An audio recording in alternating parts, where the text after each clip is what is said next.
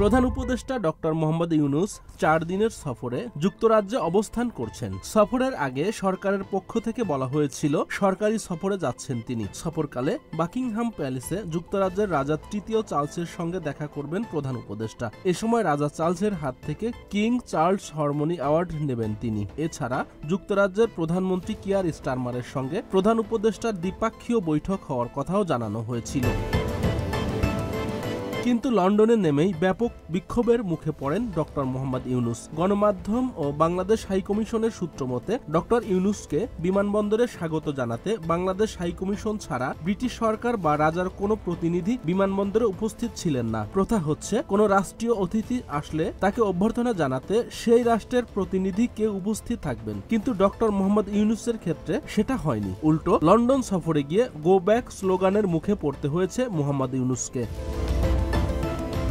শত শত বাংলাদেশি জনতা ইউনূসের হোটেলের বাইরে কালো পতাকা হাতে বিক্ষোভ করেন। বিক্ষোভকারীরা ইউনূসের বিরুদ্ধে বাংলাদেশে চলতে থাকা গণহত্যা, মানবাধিকার লঙ্ঘন, নৃশংসতার প্রধান মাথা বলে অভিযোগ তুলে পদত্যাগের দাবি তোলেন। তাদের কারো কারো হাতে ছিল go back say no to Yunus লেখা প্ল্যাকার্ডও।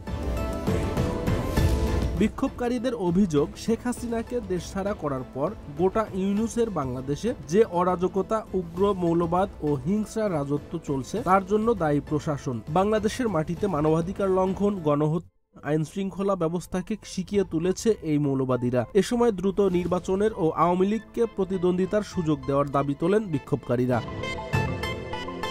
মোহাম্মদ ইউনূস আগামী 13 জুন লন্ডনে বাংলাদেশ জাতীয়বাদী দলের ভারপ্রাপ্ত চেয়ারম্যান তারেক রহমানের সঙ্গে দেখা করতে লন্ডনে যান। সম্প্রতিকালে বাংলাদেশের জাতীয় নির্বাচন সংক্রান্ত জটিলতা, রাজনৈতিক অস্থিরতা নিয়ে তারেক রহমানের সঙ্গে আলোচনা করতে এই সফরে যান তিনি। কিন্তু সেখানে পা রাখতেই বিক্ষোভের মুখে পড়তে হলো তাকে। এই সফরে ব্রিটেনের প্রধানমন্ত্রী কিয়ার স্টারমারের সঙ্গে সাক্ষাতের কথা ছিল ইউনূসের, তবে জানা যাচ্ছে সেই বৈঠকের সম্ভাবনা বাতিল হয়েছে।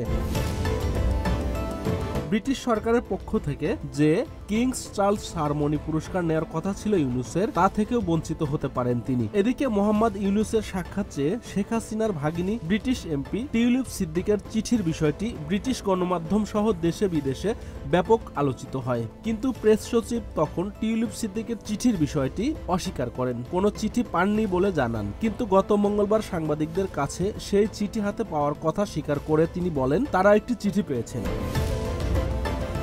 প্রধান উপদেষ্টা ডক্টর মোহাম্মদ ইউনূস তার সাম্প্রতিক বিদেশ সফরকে ঘিরে সমালোচনার মুখে পড়েছেন। তার যুক্তরাজ্য সফরকে অনেকে আত্মকেন্দ্রিক মিশন হিসেবে বর্ণনা করছেন, যার উদ্দেশ্য দেশ ও জনগণের কল্যাণ নয়, বরং নিজের রাজনৈতিক অবস্থান সুদৃঢ় করার। আলোচকরা বলছেন, অন্তর্বর্তী সরকারের সংস্কার ও রূপান্তরের দায়িত্বের পরিবর্তে তিনি রাজনৈতিক মর্যাদা জোরদার করতেই সফর করছেন। লন্ডনে যাওয়ার পর থেকে ইউনূসের বিরুদ্ধে যা চলছে তা নিতান্ত পক্ষেই বাংলাদেশের জন্য লজ্জাজনক।